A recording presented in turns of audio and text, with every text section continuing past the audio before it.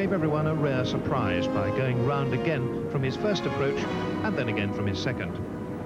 And just watch the acceleration from those two huge Pratt & Whitney J58 engines, which amass between them a staggering 65,000 pounds of thrust.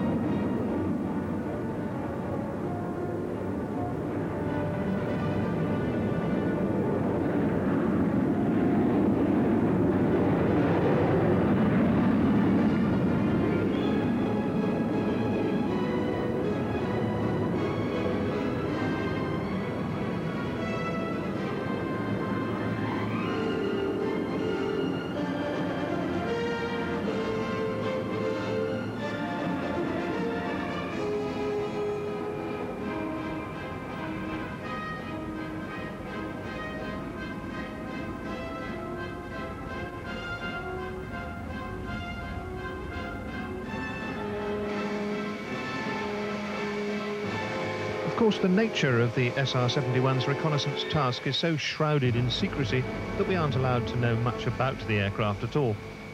We don't even, for instance, know for sure how many have been built, although it's probably about 30.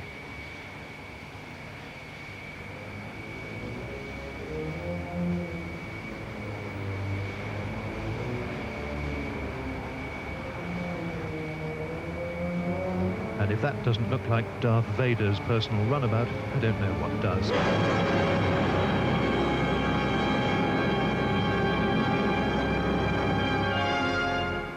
Lieutenant Colonel Burdett Thomas, what is the role of this aircraft? It's a reconnaissance airplane. And what kind of performance does it have? I mean, how high do you go? It holds the world's speed record and the world's altitude record, and that was about 2,200 miles per hour and 85,300 feet, I believe. Now, that is very high. I mean, does that involve wearing particular clothing? We wear spacesuits. We wear suits just like the astronauts. In fact, the space shuttle astronauts, when it was time for them to fly, they came to our base to take our suits. Now, I know you've flown from New York to London. I mean, how long does that take you? It holds the world speed record from New York to London, about an hour and 54 minutes. Does it have any armament at all? No, no, sir. It's completely unarmed? Completely unarmed, that's right. So you rely on speed and altitude to get out of trouble? Yes, sir. Yes. Colonel Burdett Thomas talking to our reporter John Doyle. But we'll stay in the unreal world of American spy planes, and although this one doesn't look quite as exotic as the SR-71, it's had a pretty checkered career. You might be forgiven for thinking it's a U-2. That's the plane that the Soviet Union shot down over Sverdlovsk in 1960. They made a huge diplomatic incident over the whole affair and put the pilot, Colonel Gary Powers, on public trial. Well, although this looks like a U-2, it's actually a development of it called the TR-1A. It's got a similar, although slightly bigger airframe, and the TR stands for Tactical Reconnaissance. And the Americans are at pains to point out that this means it doesn't cross unfriendly borders, which of course was what Gary Powers had done. Instead, the TR-1A uses its altitude, about 70,000 feet, to look into an unfriendly country from the outside. But it's similar to the U-2 in that it's really a big glider, with an engine to get it up to height. And like a glider, it's only got two wheels, both on the fuselage centerline. When it takes off, it has another little wheel under each wing, but it leaves them on the runway. So, what does it do when it lands? Well, there has to be a lot of rushing about by the ground crew.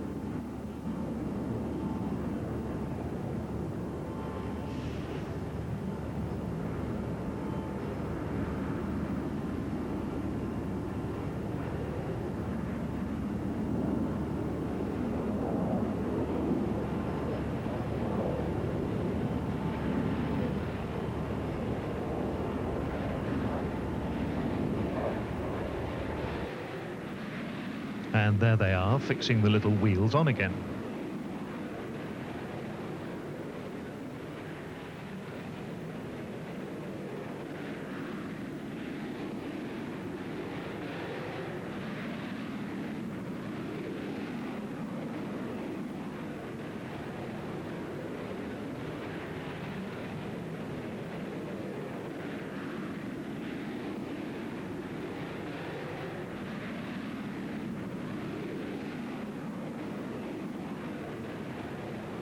Now you'd think, wouldn't you, that in their world of amazing sophistication, the Americans would have a slightly less comical way of doing this.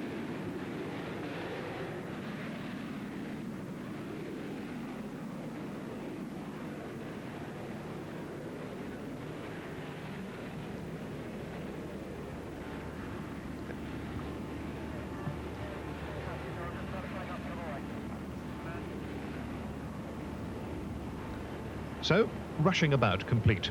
Now he can get clear of the runway.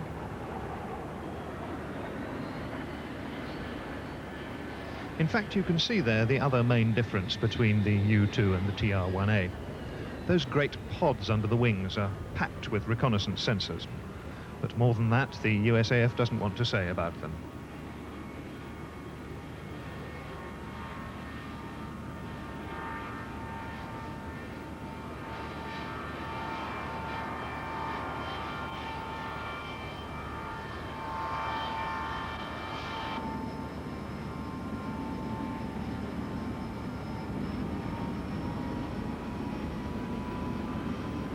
But let's draw back from the murky world of international espionage to a much simpler form of aerial warfare, as exemplified by the old string bag, the Fairy Swordfish. This was a torpedo-stroke reconnaissance aeroplane, and nearly 2,400 of them were built in the 30s and 40s. This one belongs to the Navy's historic flight, and it's painted in the colours of the lead aeroplane in the successful attack on the German battleship Bismarck. And there's the single torpedo underneath. The gents in the Biggles helmets and the immaculate naval salutes are Petty Officer Nichols and AEM Cook. The Petty Officer's the one holding the white ensign, and the dashing pilot is Lieutenant Osborne. Coming slightly more up to date, but not as much as you might think, here are the RAF's Vampire and Meteor. I say not as much as you might think, despite the difference in appearance, because the old Swordfish was the last biplane to see action in the 1939-45 war, and the Mark I Meteor saw operational service in 1944. This Meteor, it's the two-engine one behind, is a T-7 which was built in 1951, T-7 being the last mark of nearly 4,000 Meteors. After being the Allies' first operational jet fighter, the Meat Box, as it was known, became the RAF's first jet trainer. The fighter version of the Vampire, in front here, also flew during the Second World War, but not operationally.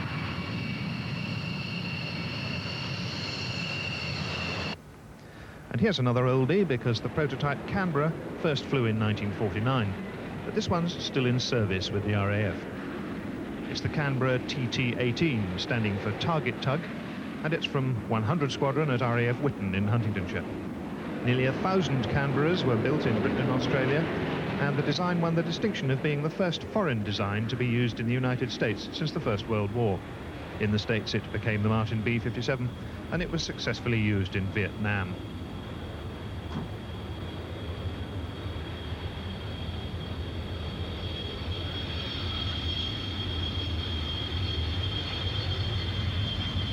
But this one tows Rushton gunnery targets on a long cable, and under the wing you can see the Rushton winch pack. In fact, target towing Canberras have probably been useful to the next pilot on show, because now we're going to draw together some of the aeroplanes involved in the Falklands conflict last year. First off, it's the Royal Navy Sea Harrier.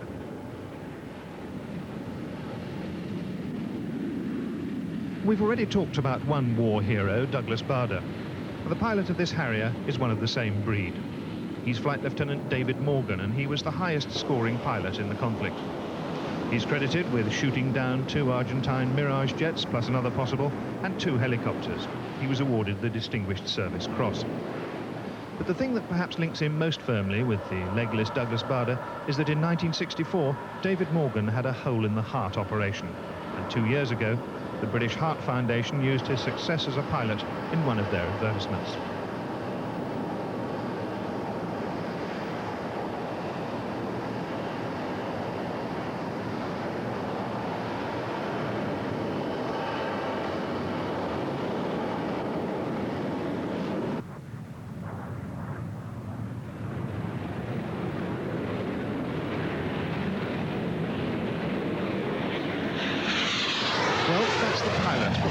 aeroplane. Here it's demonstrating the sort of thing you might expect a fighter to be able to do. It's flying by at about 580 miles an hour. But of course the outstanding characteristic of the Harrier is that it can also do the sort of things that a helicopter can do. Now this isn't only useful for landing and taking off from small spaces, it's also useful in that it makes the aeroplane more manoeuvrable in a dogfight with other fighters, something I'm sure Flight Lieutenant Morgan found useful in the South Atlantic. Now the reason for this wide range of capabilities is the vectored thrust of the Harrier's Rolls-Royce Pegasus engine, and it's something that no other aircraft and engine manufacturers in the world have been able to achieve satisfactorily. What that phrase vectored thrust means is that instead of the jet thrust pointing only backwards as it does in other jet aircraft, it can be swiveled by the pilot to point downwards or even slightly forwards. And you can see quite clearly here the hot exhaust gases pointing downwards and allowing the Harrier to hover. And of course the other advantage of all this for us is that it makes the Harrier a marvellous display aeroplane because it can do circus tricks like bowing.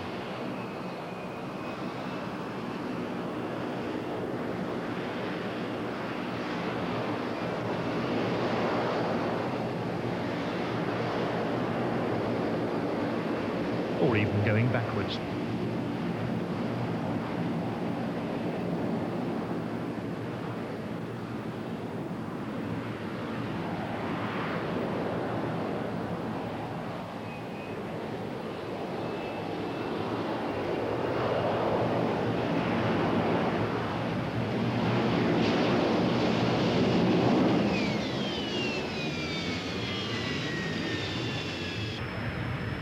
Something Flight Lieutenant Morgan might have been thankful for, had he not been so successful in his air combat, a Sea King helicopter to rescue him from the sea.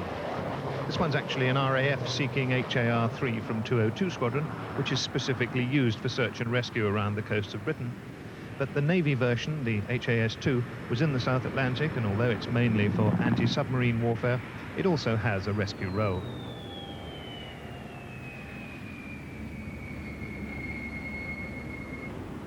But let's look at another aeroplane without which the Falklands affair would not have been possible, the Lockheed C-130 Hercules. And here it's demonstrating just the sort of action that was necessary during the conflict.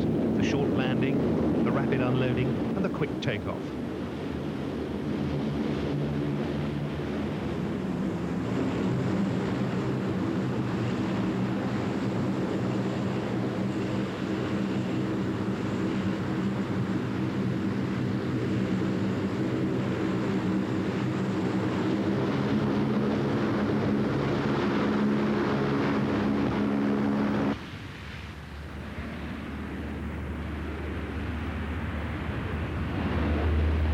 Minimum time on the ground. In fact, they aim to take no more than 75 seconds from touchdown to takeoff. But the pilot, Flight Lieutenant Jim Norfolk, ought to be quite good at this, because in June 1982, he was the captain of the Hercules that made the first British landing at Port Stanley since the invasion. The Stanley runway was still damaged from the Vulcan bombing raid, and it was strewn with debris, and strong crosswinds and snow didn't help either. Neither did the fact that the trip from Ascension had taken 13 hours. However, Flight Lieutenant Norfolk made it and proved it could be done.